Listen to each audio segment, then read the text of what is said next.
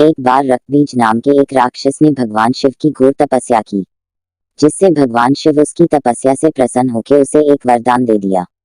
रक्तबीज ने यह वरदान मांगा था कि उसका खून जहां भी गिरेगा वहां से उसी के समान राक्षस पैदा हो जाएगा।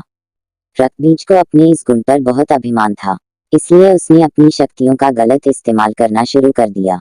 घमंड में चूर रक्तबीज ने देवताओं को युद्ध के लिए ललकारा। देवता रक्तबीज से लड़ने के लिए आ गए, लेकिन जहां भी रक्तबीज का रक्त गिरता वहां से एक और रक्तबीज पैदा हो जाता। इसका परिणाम यह हुआ कि बहुत सारे रक्तबीज पैदा हो गए, जिन्हें हराने का कोई रास्ता देवताओं को दिखाई नहीं दे रहा था। घबराकर सभी देवता माँ दुर्गा के पास पहुंचे और अपने प्राणों की भीख मांगने लगे। माँ दुर्गा ने रक्तबीज के वध के लिए काली का रूप धारण कर लिया। माँ काली जितना राक्षसों को मरती उनका रक्त जितना धरती पर गिरता उतने ही रक्तबीज पैदा हो जाते। रक्तबीज को देखकर माँ काली क्रोध से भर उठी और अपनी जीभ को इतना फैला लिया कि सारे रक्तबीज उसमें समा गए। अब जहां भी रक्तबीज का रक्त गिरता माँ काली उसे पी जाती।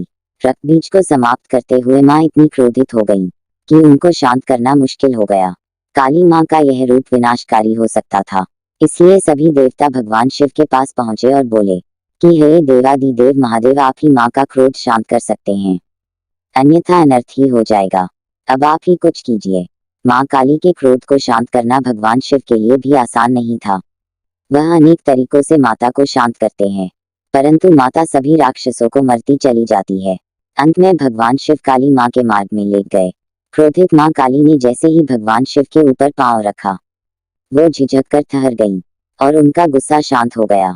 इस तरह भगवान शिव ने देवताओं की मदद की और माँ काली के गुस्से को शांत किया, जो सृष्टि के लिए भयानक हो सकता था। जय माँ काली।